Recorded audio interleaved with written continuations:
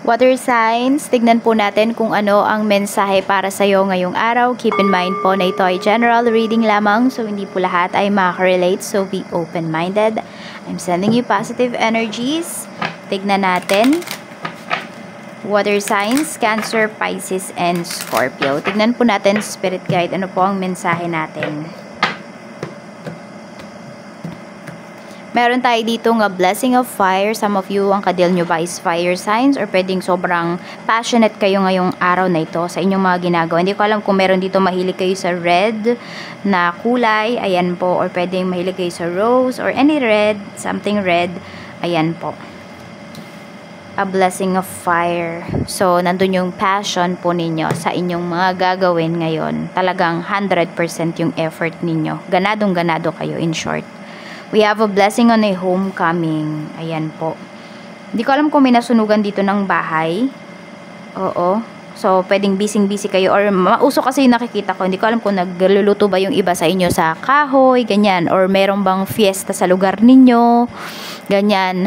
Kaya po, ito, pwede na, yun nga, may paparating din. Oo. Pwedeng may pinaghahandaan po kayo dito. Water signs.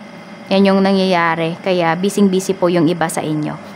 Or pwede rin, baka kayo ay nagnenegosyo. Tapos, kung about cooking yan or food industry kayo, yun yung negosyo ninyo. Pwede po nga na nagluluto nga yung iba sa inyo sa kahoy para less gastos. We have a blessing for the right words. Okay, tignan natin.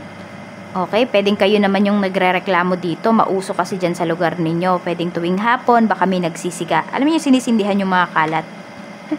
So, parang magre-reklamo yata kayo. Kasi pwede po na meron dito may hika. Ayan, no? Nagkakasakit na nga yung iba sa inyo. A blessing for healing of injury or illness. Ayan, it's either sumasakit yung mata nyo, parang lagi kayong may puwing, water signs, or yun nga, parang nagka-asthma ba kayo, or humina yung baga ninyo. Kasi nga, yung nalalanghap po ninyo na usok ay grabe na talaga. Tignan po natin, ano pa yung mensahe.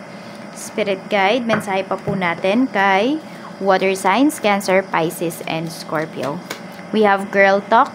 Ayan po. So, pwedeng kausap nyo ngayong araw na ito yung inyong mga kaibigan. Pwedeng may pinaplano kayo ngayong araw. Check natin. Ano pa yung mensahe? Spirit Guide, mensahe pa po natin. Some of you naman kaya nyo kausap yung mga kaibigan po ninyo kasi meron dito ay nanghihingi kayo ng advice. Paano ba makamove forward? We have autumn. So, parang ubos na yung iba sa inyo. And need nyo na talaga water signs ng advice. Need nyo na ng, alam mo yung tignan mo, parang kung naglalagas ba yung buhok ng iba sa inyo. Ayan po. Or pwedeng, ewan ko kung ano yung masakit sa inyo. So, pwedeng nanghihingi kayo ng advice sa inyong mga kaibigan na pwedeng nakaranas na din naman yan. Meron yata dito may postpartum depression. So, pwedeng meron dito kapapanganak nyo lang po. So, medyo mahina yung immune system kasi nung iba sa inyo. Tignan natin kung ano pa yung mensahe.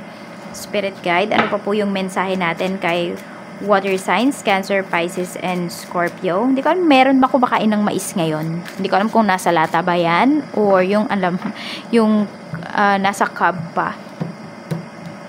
Tignan natin. Ano po yung mensahe natin, Spirit Guide? Meron tayo ditong curse. Okay, so parang sinusumpa nyo na talaga. Hindi, I mean, sinusumpa ninyo. You are promising yourself. More on ganun. You are promising yourself na mas pagbubutihin mo talaga ngayong araw na ito. Or pagbubutihin mo na talaga para mabago na yung life mo. Or kung ano man itong ginagawa mo, water signs. Ayan po. So, di ba meron tayo dito, ayun, nilalabanan nyo yung negative energies. Nilalabanan po ninyo yung mga negatibo na naiisip ninyo. We have conflicted. Okay, so meron dito pwede po na biglaan na lamang may bibisita sa bahay. So, yun, kaya yung iba sa inyo, kung di kayo prepared, mukhang maghahanda kayo dito talaga. Yung mabilisan ba? Kaya yung iba, pwedeng magpapaapoy na lang talaga kayo. O, kasi pwedeng naubusan ng gas yung iba sa inyo. Pwede rin yung iba sa inyo, ayan, naubusan kayo ng gas. Kaya magkakahoy na lang muna ngayon.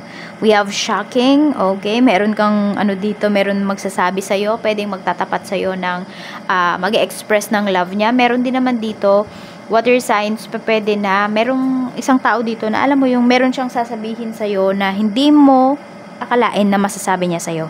Okay, pwedeng ito po ay basta truth naman yung sasabihin niya. Kaya lang kasi magugulat ka dahil sa kanya nang galing. Meron tayo ditong obsession. Ayan. So, na-obsess na yung iba sa inyo. Saan kaya ito? Sa paggaling. Ayan po. So, di ba, parang ano lang din yan yung pag-move forward. Di ba? Yung healing. Yan, healing. Example na lang natin yung pag-move forward. Gustong-gusto na ng iba sa inyo talaga na maka-move forward kayo. Hindi lang to pagdating sa relationship ha, kundi pati sa mga past experiences po ninyo na hindi nga naging maganda. Gusto niyo na maka-move forward dyan. Gusto niyo nang kalimutan. So, parang ginawa niyo na lahat, di pa rin kayo naka-move forward. Alam niyo ba, isa sa dahilan kung bakit? Kasi, it's either hindi niyo pa po natatanggap yung nangyari talaga sa inyo in the past. Yan, kaya nahihirapan kayo. And also, pwedeng yung iba sa inyo, hindi nyo naman natutunan yung lessons ninyo. Kaya hindi po talaga kayo maka-move forward. Ayan. Meron din dito, pwedeng nagkaroon ng, pwedeng meron kayo ngayong parang ginagawa, tas na-addict na kayo dun. Ganyan. Parang yun yung naging outlet po ninyo para sa stress ninyo. Tapos ngayon naman, kung hindi nyo magawa yung isang bagay na to, nai-stress kayo. So, dapat talaga in moderation lang lahat. Tignan natin kung ano pa yung mensahe for you. Spirit guide, ano pa po yung mensahe natin kay water signs pagdating sa trabaho. So, ang lucky color nyo po is orange. Ayan, orange, red, and green. Tignan natin. Ano pa po ang mensahe natin, spirit guide? Mensahe natin. Meron tayo ditong Page of Cups pagdating ito sa trabaho. Ayan po. So, meron bang ino-offer sa'yo na trabaho? Kasi meron talaga dito, water signs, nakikita ko is gustong-gusto ka nung ano na to, nung kunwari yung company na to, nung tao na to. So, pwedeng ino-offeran ka niya ng work. Ayun yung nakikita ko dito. Pero nasa sa inyo naman kasi kung tatanggapin po ninyo. For some of you naman, pwedeng ito ay pagdating sa trabaho. Ayun nga, very passionate ka talaga sa iyong mga ginagawa. Parang wala kang katakot-takot dito. Ayan po. So, gusto mo talaga yung iyong trabaho, yung iyong ginagawa. Maganda yan. Kasi, diba, hindi ka lang doon tumitingin sa after sa kikitain mo. Kung hindi, mas maganda rin talaga kasi nag-e-enjoy kayo pagdating sa inyong trabaho. Tignan natin. And also, pwedeng madaming chikahan dito. Ang daming curious. Hindi ko alam kung sa'yo ba na ako curious yan. Or dito sa trabaho. Ayan. Meron tayo ditong 5 of Swords pagdating naman sa negosyo. Mag-ingat lang po kayo pagdating sa negosyo. Kasi sa halip na kumikita kayo, pwede na nalulugi po kayo dito. Yan. Merong ano sa'yo dito nanloloko sa'yo. Oo. Pwede rin na kung may nangutang sa inyo ngayon na ini-intimidate na kayo ng tao na to para hindi nyo siya masingil. Nagiging mailap na po sa inyo. Tignan natin, pagdating naman, eto, meron dito niloko pa kayo ng kumare or kumpare po ninyo. Diyan sa business ninyo. Pwedeng parehas na kayo ng business ngayon. Tignan po natin, pagdating naman sa pera, we have King of Wands. Ayan, madami talaga kayo ditong pwedeng pagkakitaan. Some of you, marami sa inyo, water signs ay entrepreneur talaga kayo or dyan talaga kayo sa business.